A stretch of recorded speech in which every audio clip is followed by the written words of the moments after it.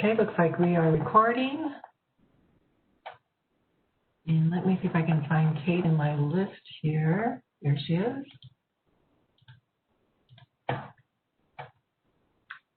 Okay, great. Kate? Thanks, Julie. I'm going to take a second just to share my screen. Cool. So there's the tool that we'll be talking about. I'm going to start out with some slides. And Emily, did you want to go first or last? I had you first, but I can go first. That's fine. Sure. So let me pull your slides up. You just let me know when you want me to go.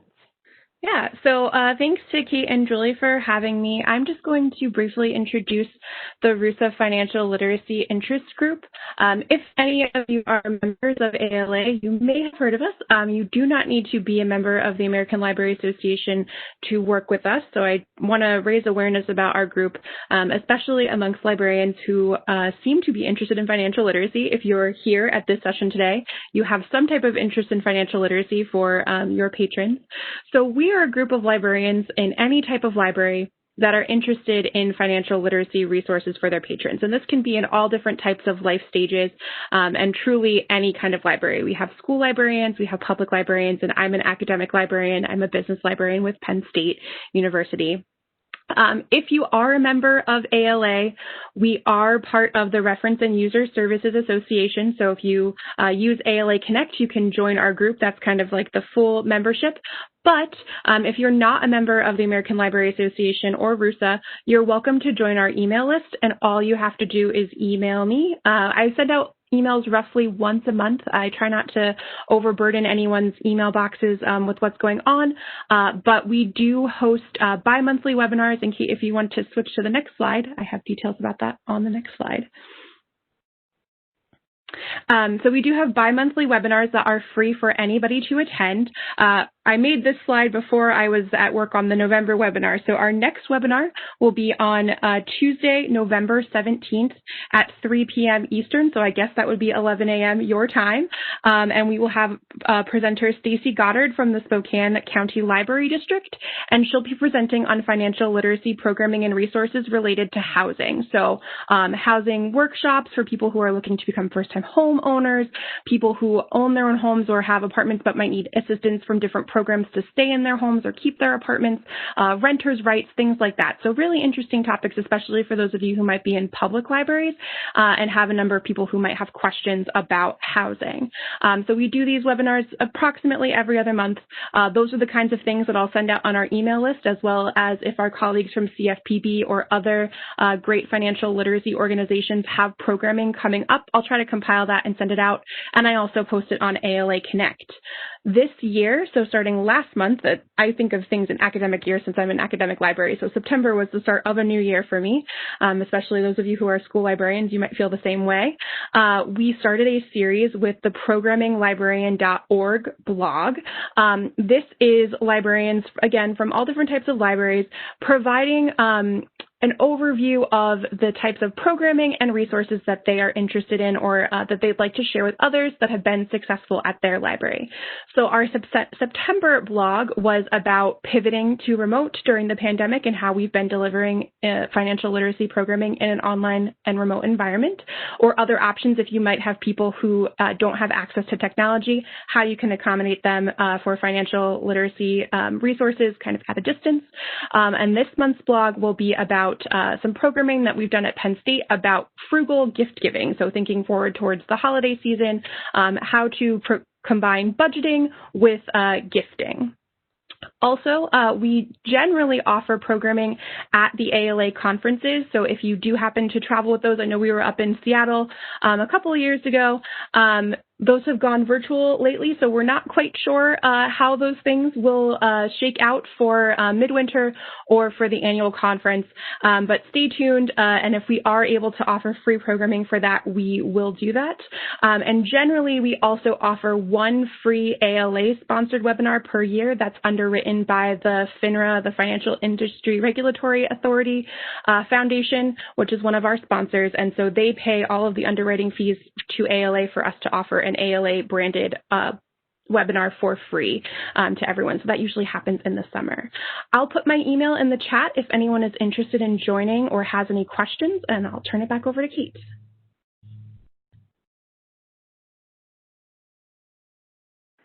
Thanks, Emily. Great resources. Okay, so thank you for sharing all of that, and we will switch gears now talking back about the new tool from the CFPB section for students and young consumers, Your Financial Path to Graduation. We also talk about it as Grad Path. So I'm going to introduce the Bureau and my section specifically a little bit, and then we'll talk about the tool, starting with the research base that we use, just some of the highlights from that. Then I'll demonstrate the tool for you. So I have to start, because I am from the federal government, with a disclaimer that I am making this on behalf of the Bureau, this presentation. However, it does not constitute any kind of legal advice or guidance, which is good because I'm not a lawyer. That would not be helpful. And then any views or opinions that I state are my own and may not represent the Bureau's views. This does include references to third-party resources.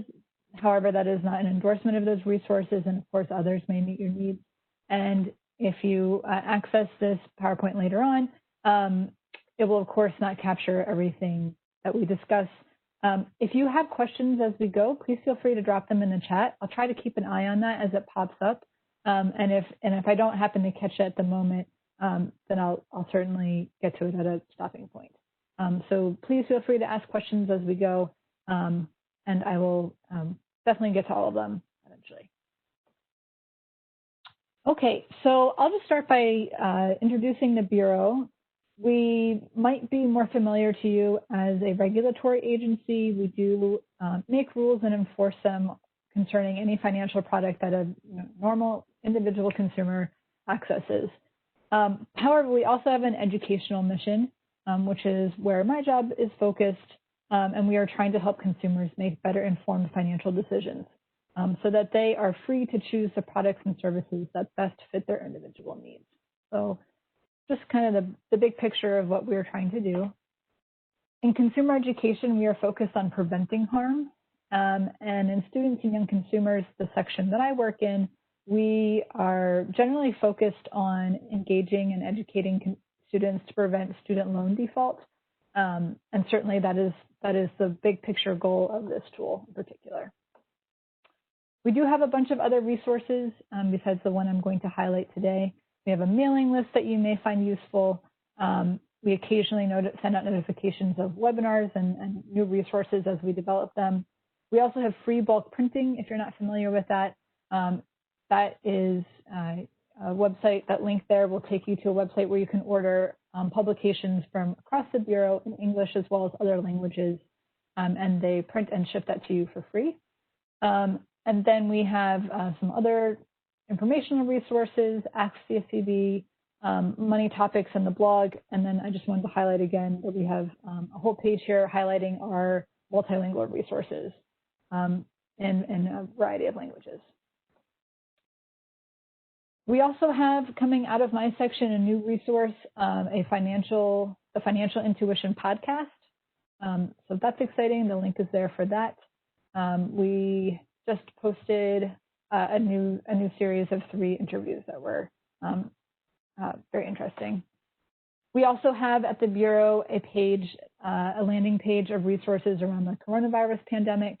That includes everything from housing, scams, older adults, student loans, of course, credit monitoring, just a wide variety of topics there that are covered as new news emerges. Okay, so now that I've gotten all the preamble out of the way, we can talk about what we're trying to do here today with the Grad Path tool, which is to set students up for financial success at the beginning of their college journey and throughout. So for many college students, especially when you're talking about traditional students coming straight out of high school, college is both the first and the most complex financial situation that they will ever be in. You have many different funding sources, unlike a working adult who has 1, maybe 2 jobs that they are piecing income from, maybe some public benefits as well. Students could have any one of these many resources that are coming towards them. And then they're also trying to manage many different expenses on varying timetables. So in addition to monthly bills, which is, I think, how a lot of adults think about their budgeting, they are also trying to plan for these lump sum expenditures at the beginning of their academic terms.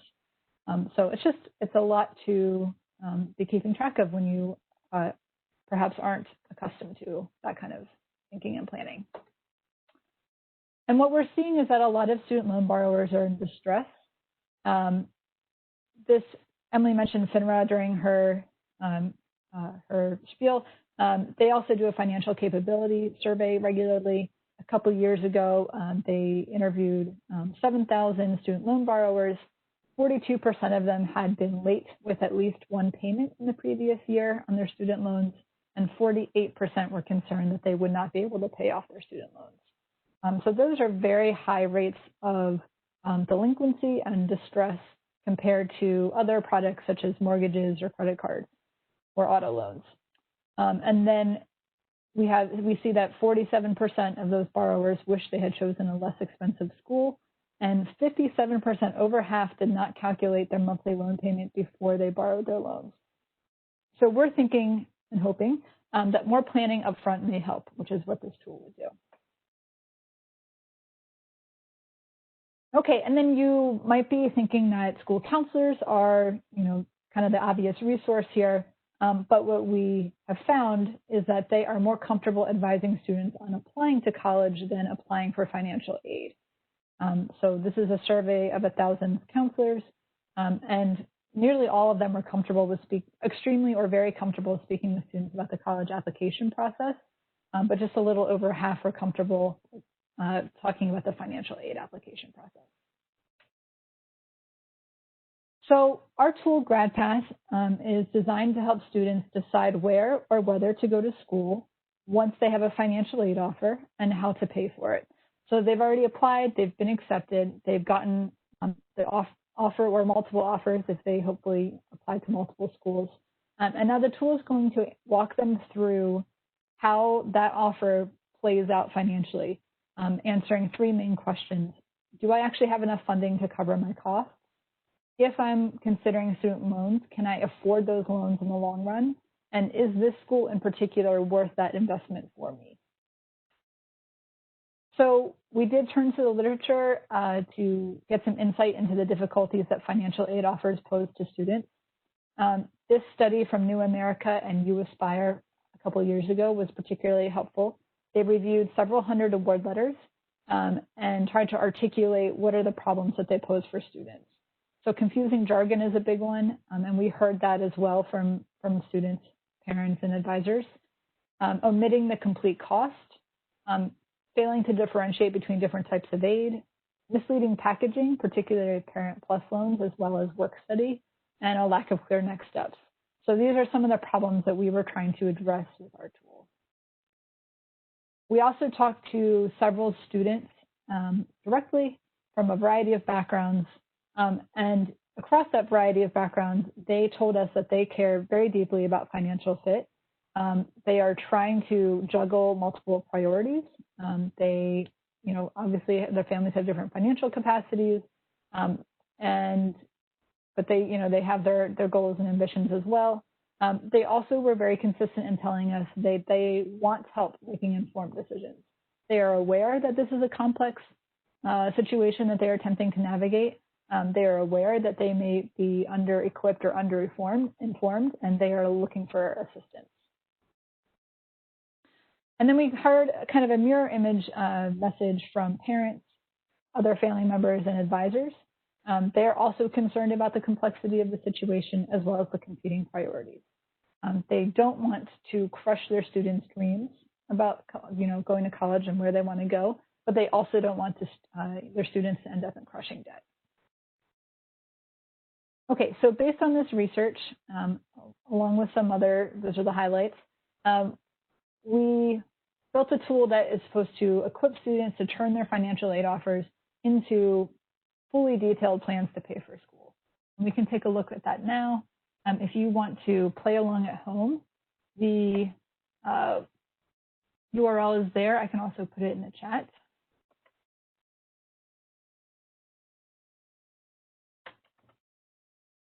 It lives on our website, consumerfinance.gov, where you can find all those other resources that I mentioned. It's just part of our consumer tools. We have a whole little suite of tools called Paying for College that we're working to update. And this is the first one. And let me go ahead and zoom this in. That might be a little too much. Okay, there we go. That should be a little easier to see. So this is the landing page just right on here on our website. And this gives us some information about what the tool is going to do and how it does it. We're going to hit Get Started. And I'm going to enter Alaska and see what comes up first. So on this first page, we're just giving some basic information about the school, the program, and our living situation. This first section will focus on the financial aid offer and basically just getting data into the tool so that it can provide information. In the next section, it will guide us through figuring out a way to make ends meet for the upcoming school year. Then we'll look at some information about whether our loans are affordable in the long run, and then as well as the kind of the worthwhileness of investing that in this particular school. All right, so I'm going to take a kind of standard path of a bachelor's degree in 4 years, even though we know a lot of students take longer than that. We're going to live on campus and be a dependent student, which your typical student coming out of high school is. We have the option here of saying yes or no about our financial aid offer. I'm going to hit no just so we get the cost. So this is bringing in costs from College Scorecard, which is another great federal tool from the Department of Education. So these numbers will be a year or two out of date, but they will at least give us a place to start. So we try to break down the costs kind of are the driver of your financial aid eligibility and what can be included in your package. So that's where we start. Direct costs, of course, are the things that I think come to mind first when we think about the cost of college. So that's tuition. If you're living on campus, that's going to be your housing and meals. And then sometimes schools charge additional fees that might be included. Indirect costs are also estimated by the school. That includes books and supplies. And we might have some transportation costs that we want to think about, as well as just some other personal expenses. We are also pushing students to think very holistically about their financial picture while they're in school. So they might have other financial obligations such as credit card payments. Maybe their family is expecting them to send home money to help pay bills. They might have a car payment, things like that are not going to be included in any school's standard budget or estimated budget. But we want them to be putting that into the tool so that they're thinking about, truly what am I going to be responsible for this year financially. I'm just going to throw some numbers in here. And then we're going to go through the different resources, starting with grants and scholarships. So you'll notice in the upper right-hand corner that we have a running tally here of our uncovered costs. We give some basic information about each type of aid at the top. So, for grants and scholarships, the main thing is that you generally don't have to pay them back as long as you meet the requirements. And as we start putting in some numbers, we'll see that my costs are going to start coming down. So maybe I have some state grants, whatever the case might be. We have a place for service member benefits, scholarships. So maybe I have some scholarship money from the school, and I can start to see that my costs have already come down significantly. Throughout the tool, we have these green and orange boxes. They include tips for saving money. So in this case, when we're talking about grants and scholarships, it's going to talk about ways to protect the funding, such as making sure that you meet the requirements. We're always encouraging students to contact the financial aid office. We heard from students, all the information in these boxes came from those interviews that we did with students, parents, and advisors, as well as additional review by financial aid professionals and college access advisors. So we heard from a lot of students, for instance, that they were hesitant to talk to the financial aid office. They were afraid if they asked them too many questions, then they might take away their funding or in some way, penalize them. So throughout the tool, we're trying to encourage them to actually build relationships with that office. We also have in these orange boxes pitfalls to watch out for. For instance, one student thought that as long as he met the requirements for a scholarship that he was applying for, then he would pretty much automatically get it. So we want to make clear that that's, for instance, not the case. So those appear throughout the tool in the relevant places. We have work-study, federal loans. There's a lot of essential information when it comes to federal loans. We try to make it as straightforward as possible. Of course, it's fairly complicated system. For instance, the difference between subsidized and unsubsidized loans. But we try to make it very straightforward that your subsidized loans are cheaper. We put that right up front.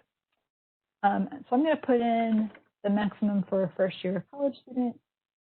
We keep these interest rates and loan fee rates up to date. And then we also show throughout the tool, whenever we're showing funding from a loan, we show it minus the loan fees.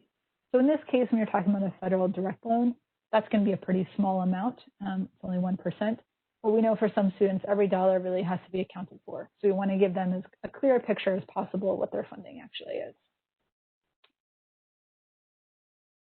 Okay, they might have other loan sources to consider, and as well as some sources that may not be on their financial aid offer at all. So let's say I have $1,000 saved up.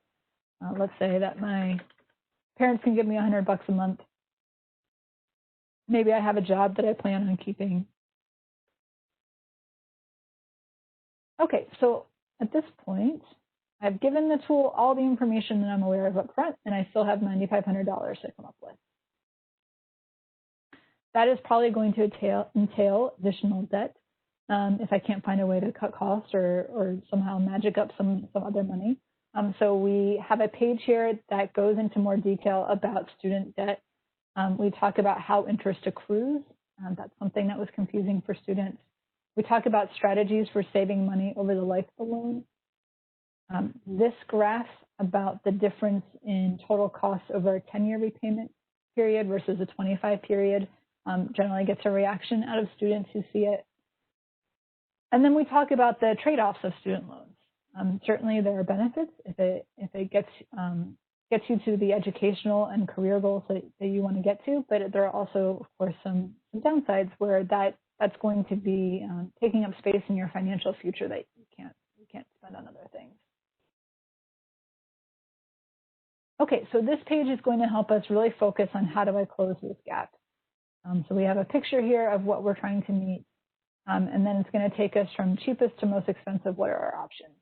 So for instance, maybe I hear back from the school that I can live in a cheaper dorm, and so that's going to save me a couple $1,000s. Maybe, you know, my grandmother's willing to kick in $500.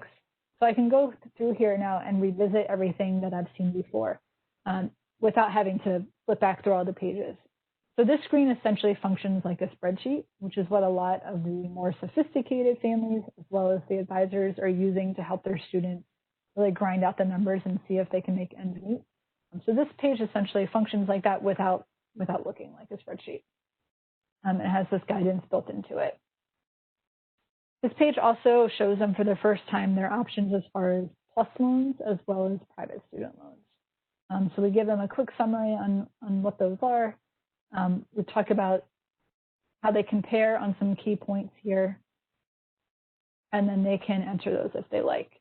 So in this case, I'm going to go ahead and zero out using a Parent Plus loan. I also have the option, a lot of families, the deal is, you know, the parents, of course, are taking out the Parent Plus loan and they are legally responsible for that debt. However, within the family, it is the student who plans to repay it. So if that is the case, then they can indicate that here, and then that will get incorporated into the projections we're going to see in a moment. So in this case, I've just about, here, just for completion's sake, I've zeroed out my budget for the upcoming year. If I needed, you know, to pause and have other conversations, talk to family, talk to a bank, whatever the case may be, I have the option here at any point in time of saving and coming back to my work.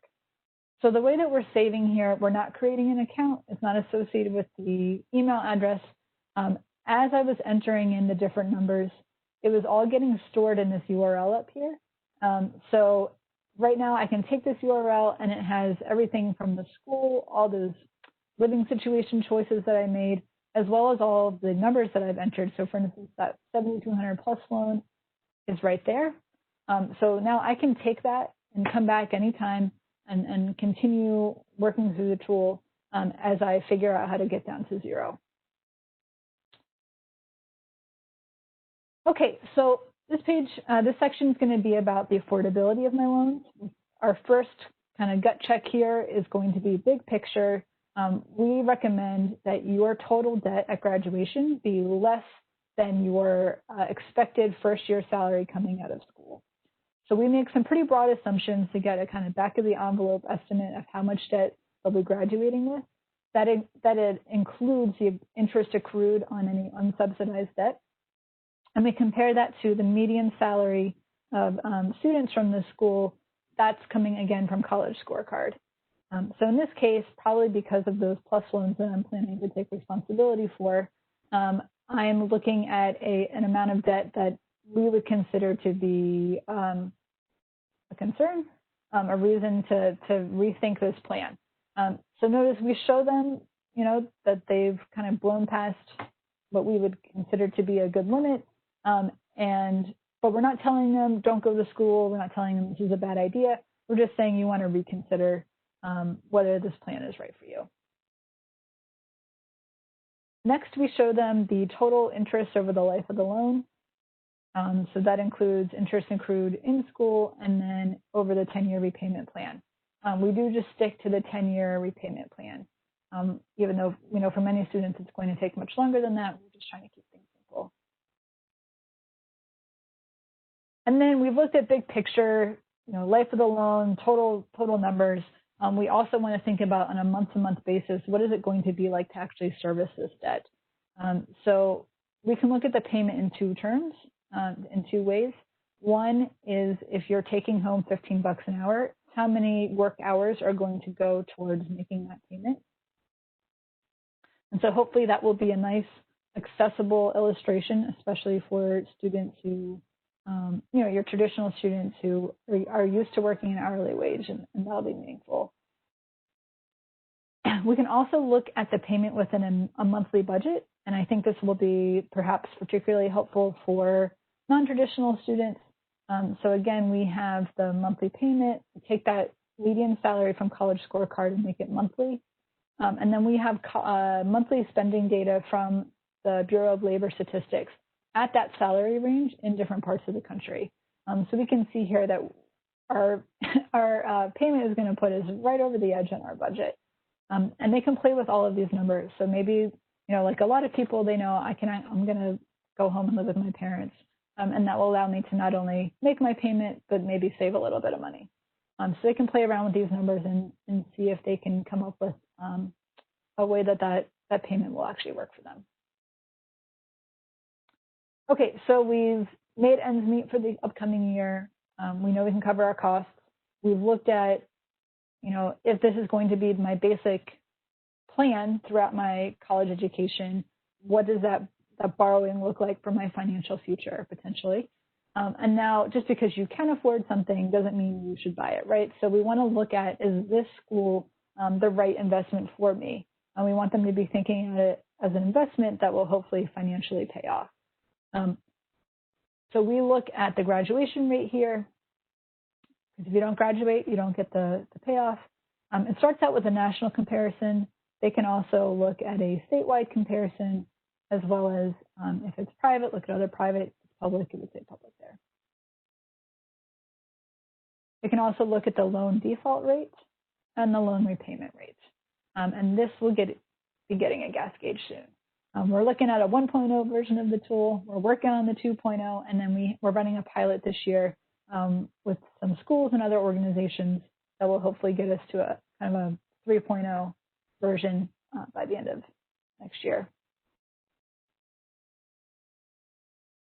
Okay, so we've taken in a lot of numbers. We've shown the student a lot of numbers, and then this page gives them an opportunity to review all of that information. So just a reminder of where they're looking at, whether their costs are covered, and then they can look at all of those costs. They can look at where their funding is coming from in terms of debt or non-debt, and then all these kind of outcome variables that we've been looking at. They can review those as well. So this gives them an opportunity to review all of that. They can also print this. If they have multiple offers that they want to consider, they can look at those side by side, either as a PDF or as a printout, or just in the windows side by side. And then depending on how that review makes them feel, they might be looking for guidance on how to put that into action. So we have a list of recommended steps here, such as, again, going back to the financial aid office, getting the nitty-gritty taken care of, or pushing good financial habits, such as making a budget, and then preparing for this process to start over again. We're also encouraging students to engage in academic advising and academic planning, because for a college student, that is, academics are financials. If they look at that plan and they're not feeling so hot, we also give them some ideas about other options to consider, such as reducing their costs, looking for more funding. Can they work if they weren't going to, or do they want to just consider other options altogether? And that's the end. They get a great job, and hopefully they will give us some feedback here. And again, they have this individualized link that captures all of the information in their plan, so that they can hold on to that, come back to it, review it as many times as they like, or tweak it if they need to. So that's the tool. Any questions about the tool? And then I can talk a bit more about how we are envisioning that it can be used. If you have any questions, you can go ahead and drop them in the chat.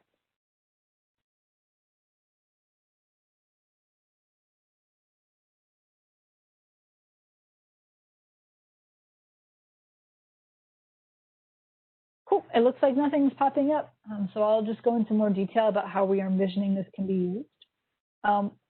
There's a few different ways. I think it can be used as an educational tool. We are working currently on a counselor and educator's guide to using the tool that includes a fake financial aid offer, so that you can go through and demonstrate for students how to use this as a decision-making and guidance resource. So, you use that fake financial aid offer, go through the process, and that way they can go through it, and then they're prepared to do it with their own information.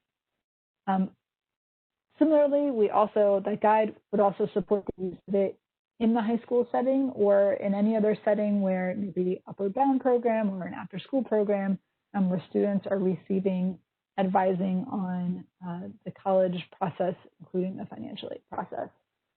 So that guide will be out. We are piloting that in several school districts and TRIO programs this year. So we're looking forward to learning even more from those pilots about how the tool can be useful in that way. But that's another option, is for more of like a one-on-one counseling environment rather than a group instruction environment. And then the final way, yep. Oh, I'm sorry, go ahead. I hit the wrong button. Okay. The final way that it can be used, if any of you are working at a post-secondary institution or for another organization that administers financial aid, the tool can also be used to send out financial aid notifications.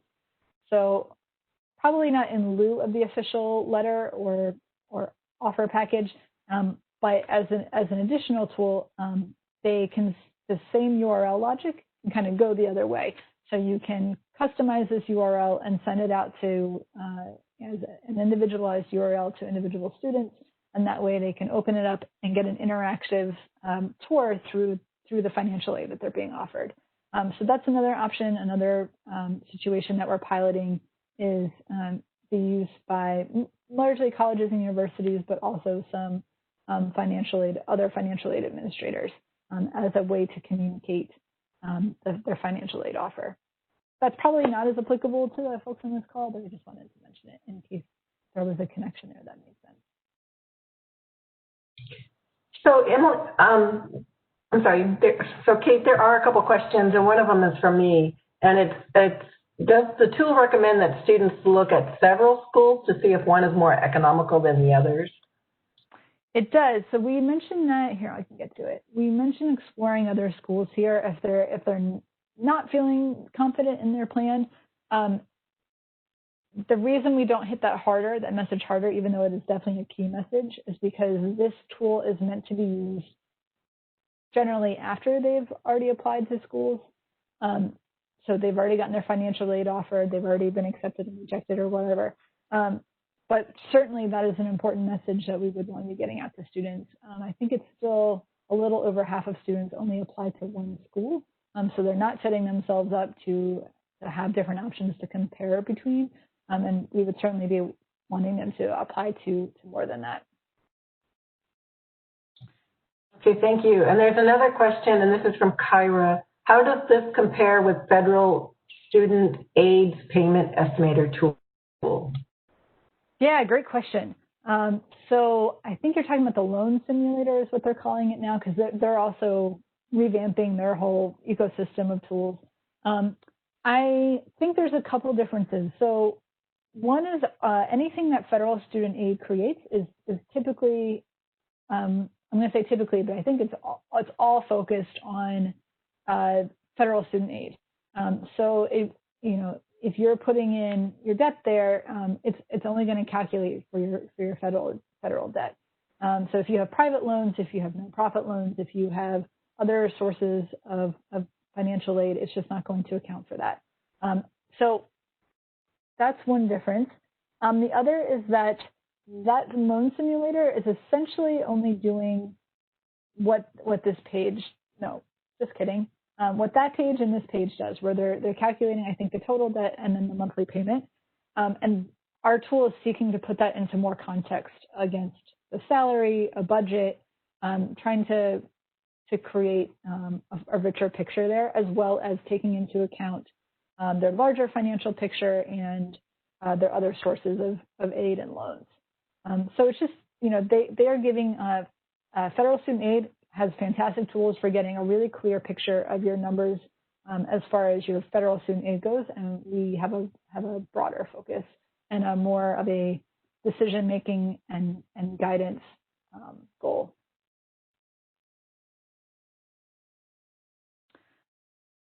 Thank you. So great, Kate, one more question that I have. It seems like this is definitely geared towards younger people going to college and not so much the older person who may be married and have dependents. Is that correct? So I can see where that might seem like the case, because we definitely are trying to anticipate some of maybe the knowledge gaps that a younger student is going to have. However, we are also pushing for students of all ages and all, life situations to be thinking broadly about their expenses. So we actually have multiple references to things like dependent care throughout the tool.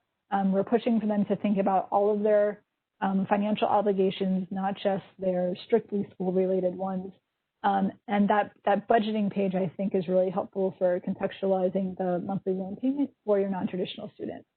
I would also add that this tool is actually based on a much more bare bones tool that we use at for-profit schools that we have sued and settled with, and then as part of their settlement, that more bare bones tool becomes part of their financial aid counseling process. And so the bare bones version has been in use at some of those schools for several years now. That's a lot more of your non-traditional students that you're talking about. And we actually have a ton of feedback on that tool, and those non-traditional students have expressed a lot of appreciation for things like that page where you're budgeting around your monthly student loan payment. So certainly we're trying to, help those younger students understand, just kind of get their head around their financial situation, but we are also very much concerned with the needs of non-traditional students. And definitely open to feedback on how to serve them better, and that's something we're actively seeking.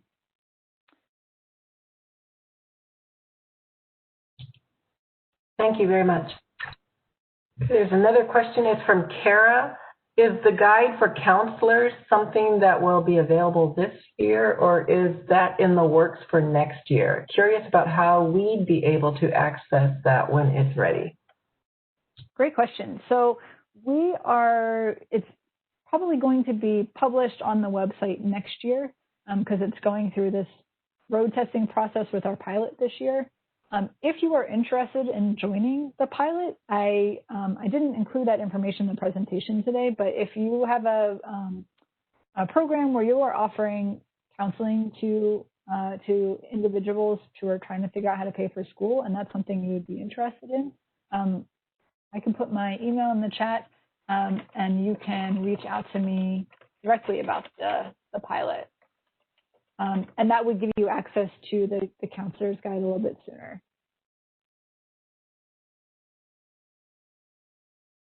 Yes, thank you for asking. I'm excited about that guide. I wish I had it ready for you now.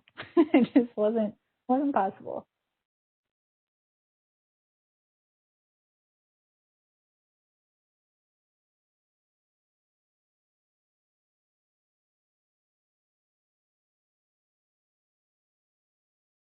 Great. Any other questions about the tool itself, or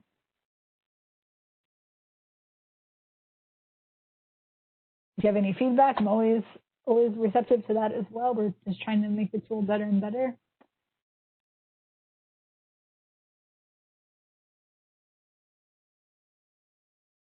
I'll also go ahead and mention, since you have my email address in the chat now, that our section is in the process of working on a couple other resources. One is a family version of kind of family companion to this tool that would help parents, grandparents, other people figure out how much they can afford to contribute to their child's education ahead of time. And also, given other obligations, retirement saving, mortgage, et cetera. And also some guidance on what is the best way to do that, whether it's going to be saving or debt or something else. So that's something we're going to be working on and looking for feedback on in the coming year. We are also beginning work on a financial education platform that would be free for use by colleges and universities and anyone else providing financial literacy to college-age students and college students of all ages. So both of those, we're going to be looking for feedback and input from potential users in the future. So if there's any interest in participating in the creation of those resources, that's another thing that we're definitely looking to start building a contact list for that.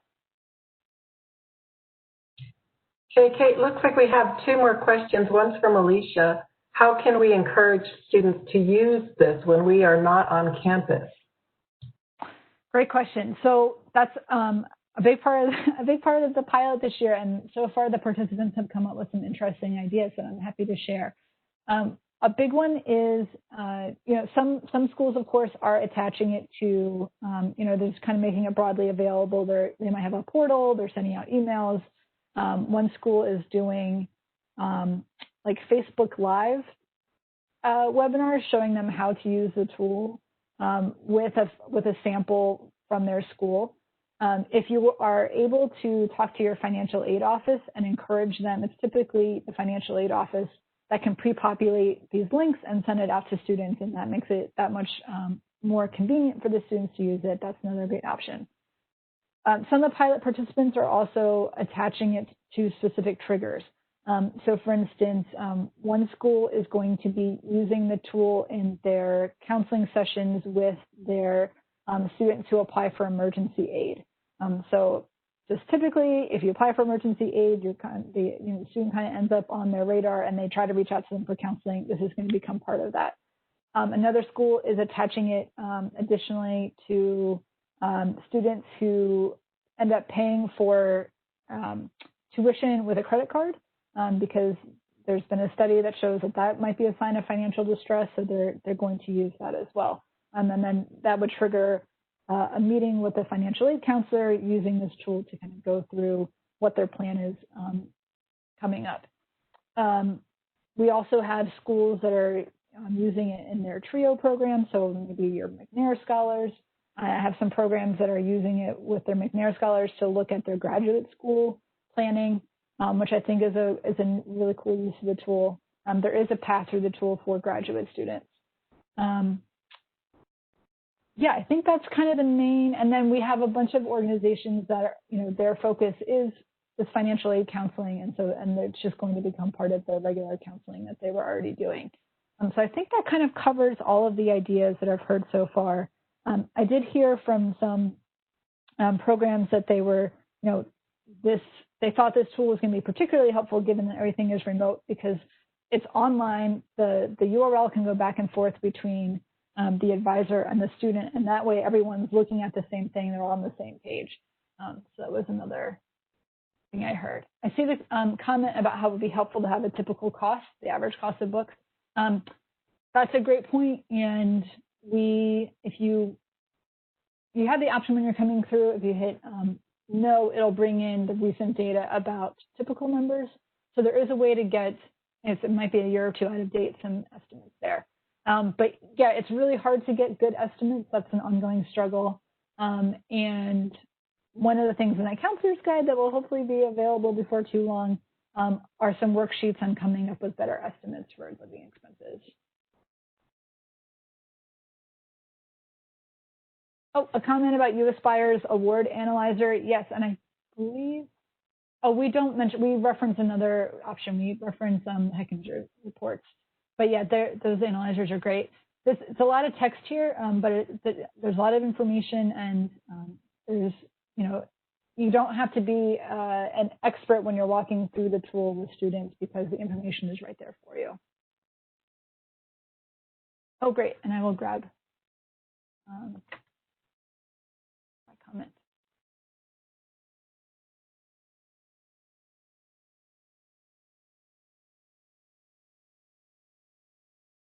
Well, thank you everyone for your comments and questions. Again, I'll just put it in the chat one more time. If you want to participate in our pilot for this tool this year, or you want to give feedback on the family version or the financial literacy platform that we're working to develop, then just reach out and you'll either be getting in touch with me or I'll put you in touch with the appropriate colleague to help out with those projects and have input on them. Okay, great. Really great questions, and this has really been a really informative webinar. It's great to know that this tool is out there and available. Kate, if you would like to pass the presenter role to me, then I will go ahead and stop the recording. And I do want to let everybody know that we will be sending out a link to the recording to everyone that registered and also making it available from our website. And I want to thank Kate Mullan and Emily Ross for being our presenters during this webinar, and I want to thank all of you for attending. Thanks. All right, you guys have a wonderful day, and I don't know what else to say.